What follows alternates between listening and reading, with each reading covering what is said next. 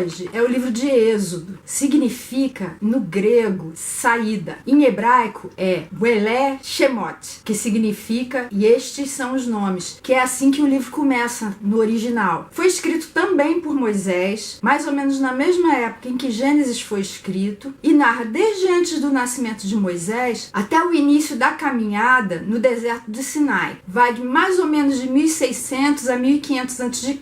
O tema do livro é a libertação pelo sangue. Mostra um povo que estava no lugar errado, na hora errada, fora dos propósitos de Deus para ele, sofrendo as consequências através do primeiro cativeiro, lá no Egito, mas que foi libertado pelo Deus amoroso que cumpre as suas promessas. Lembra que ele tinha prometido para Abraão, para Isaac e para Jacó que eles iam ter uma descendência numerosa e a essa descendência ia ser dada aquela terra onde eles estavam? Por isso o livro mostra Deus libertando o povo do Egito e levando todo aquele pessoal de volta para Canaã. O verso-chave para a gente entender a essência do livro está no capítulo 3, versículo 10, que fala assim: vá, pois, agora, eu o envio ao faraó para tirar do Egito o meu povo, os israelitas. Como é que esse livro pode ser dividido? Ele pode ser dividido em 3 partes principais. A primeira vai do capítulo 1 até o 12 e vem contando a história do cativeiro e da redenção do povo, da libertação do povo. A segunda parte vai do capítulo 13 até o 18 e vai contando a partida do Egito até o deserto do Sinai. E a terceira parte vai do capítulo 19 até o final do livro, no capítulo 40, e vem a legislação, os 10 mandamentos, a lei civil que Deus deu, o tabernáculo. E Jesus pode ser visto nesse livro? Pode sim. Eu destaquei 4 formas em que ele pode ser visto aí. A primeira forma é como o Cordeiro da Páscoa. Tá lá no capítulo 12. Lá no iniciozinho fala assim: no 10º dia deste mês, todo homem deverá separar um cordeiro ou um cabrito para sua família, um para cada casa. O animal escolhido será macho de 1 ano, sem defeito. Guardem-no até o 14º dia do mês, quando toda a comunidade de Israel irá sacrificá-lo ao pôr do sol. Passem então um pouco do sangue nas laterais e nas vigas superiores das portas das casas, nas quais vocês comerão o animal. Não deixem sobrar nada até pela manhã. Caso isso aconteça, queimem o que restar. Naquela mesma noite passarei pelo Egito e matarei todos os primogênitos. Quando eu vir o sangue, passarei adiante. A praga de destruição não os atingirá quando eu ferir o Egito. E lá em João, no capítulo 1, verso 29, quando João Batista vê Jesus passando, ele fala assim para os seus discípulos: vejam, é o Cordeiro de Deus que tira o pecado do mundo. Jesus é o Cordeiro não só por tirar o pecado do mundo, mas porque ele era sem defeito, porque todo o povo de Israel sacrificou Jesus. Lembra quando Pilatos perguntou o que ele devia fazer de Jesus e eles pediram que soltassem Barrabás e crucificassem a Cristo? Ele também é o Cordeiro porque Deus ordenou que não devia sobrar nada pela manhã. Isso é uma alusão à ressurreição de Cristo. Quando os discípulos foram lá para o túmulo para procurar o que tinha acontecido com o corpo, não tinha sobrado nada, porque a ressurreição transformou completamente aquele corpo num novo corpo, numa nova geração. Por isso Jesus é o primogênito de muitos irmãos, que também na sua própria ressurreição, quando forem levantados dentre os mortos por ele e pelo seu poder, também vão ter um corpo semelhante ao dele. A segunda figura de Jesus está no tabernáculo. Quando você olha no capítulo 25, fala assim: farão um santuário para mim e eu habitarei no meio deles. Em João 2, 19 a 21, Jesus falou assim: destruam este templo e eu o levantarei em 3 dias. Os judeus responderam: esse templo levou 46 anos para ser edificado e o Senhor vai levantá-lo em 3 dias? Mas o templo do qual ele falava era o seu corpo. O plano de Deus nunca foi um tempo parado, estático. O plano dele foi sempre estar ali no meio do povo, como Jesus estava enquanto esteve aqui com a gente. O tabernáculo era o plano original, um templo móvel que podia ser montado, desmontado, levado para lá e para cá, conforme o povo se movimentava. Esse é o plano dele para nós também hoje em dia, que ele vá com a gente dentro de casa, fora de casa, na escola, no trabalho, no supermercado, em todos os lugares. Ele é o tabernáculo de Deus. Nós também somos tabernáculos de Deus, porque o Espírito Santo mora no nosso coração. Um terceiro modo de ver Jesus no livro é no maná, o pão que desceu do céu. Lá em Êxodo, capítulo 16, fala assim: eu lhes farei chover pão do céu. O povo sairá e recolherá diariamente a porção para aquele dia. Em João 6, Jesus disse: o pão de Deus é aquele que desceu do céu e dá vida ao mundo. Eu sou o pão da vida. Aquele que vem a mim nunca terá fome. Aquele que crê em mim nunca terá sede. Jesus quer que a gente se alimente dele diariamente, uma porção diária, da mesma forma que era ali no deserto, quando o povo saía todos os dias para colher o maná e se alimentar dele. E uma quarta forma é pela rocha que derramou a água. Lá no capítulo 17, 6, fala assim: eu estarei à sua espera no alto da rocha do Monte Horebe. Bata na rocha e dela sairá água para o povo beber. Em 1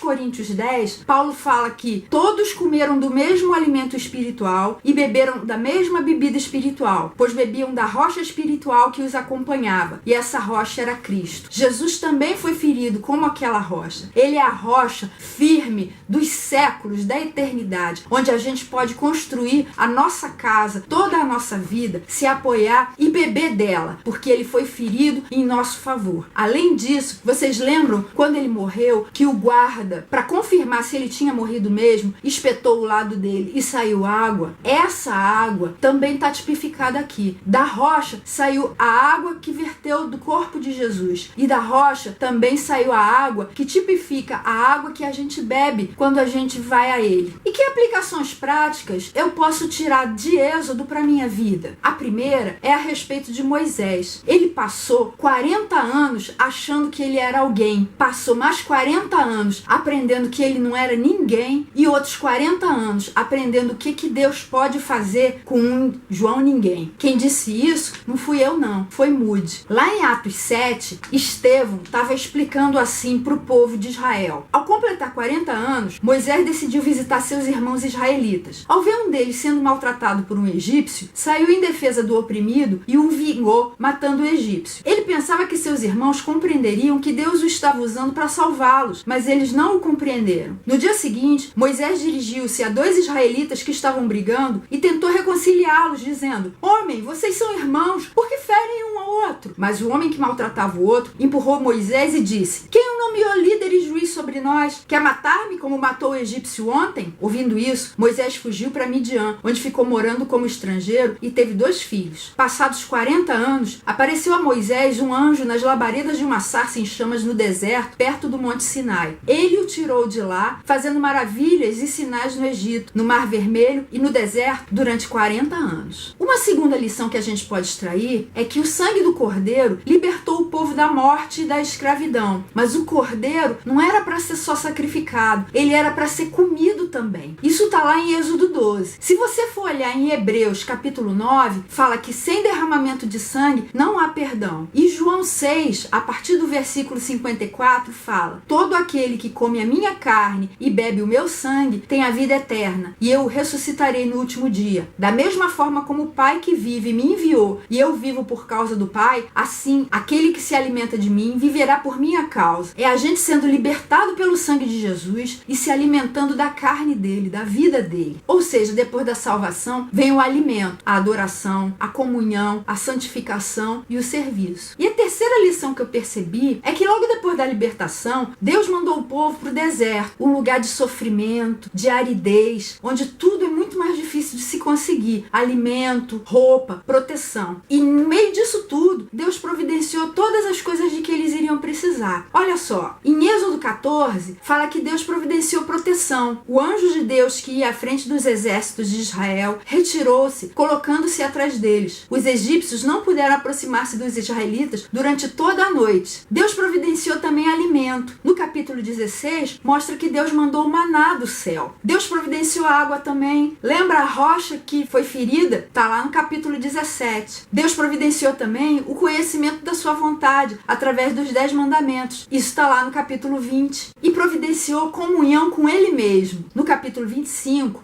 Deus manda que eles construam a Arca da Aliança. Mesmo que o tabernáculo tivesse desmontado, a arca iria sempre com o povo. Ela era o símbolo máximo da presença de Deus junto com eles. Lembra que Jesus falou: eu nunca vou deixar vocês, eu vou estar com vocês todos os dias, até o fim dos séculos. E por que o povo precisava disso? E por que nós também precisamos disso? Porque da mesma forma que eles, nós somos por natureza desobedientes. E nós precisamos passar por algumas experiências que transformem a gente de um povo desobediente em um povo santo e obediente, ainda que seja pelo sofrimento. Em resumo, mesmo que você ache que você não é ninguém, nas mãos de Deus, muitas coisas maravilhosas podem ser feitas através da sua vida. E se você acha que você é alguém, ainda tem um longo caminho para percorrer, para perceber que não é ninguém não. E aí sim, você vai estar pronto para ser usado por Deus. Depois de ser salvo por Jesus, você precisa se alimentar dele, do pão que é a carne dele, da água que é a vida dele. E não estranhe se você estiver passando por situações que pareçam um deserto na sua vida. Saiba que Deus está transformando você, está fazendo com que o seu coração se torne semelhante ao dele, se torne pronto a receber todas as maravilhas que ele tem para fazer na sua vida. Esse foi o livro de Êxodo. No próximo vídeo, a gente vai ver o livro de Levítico. Não perca!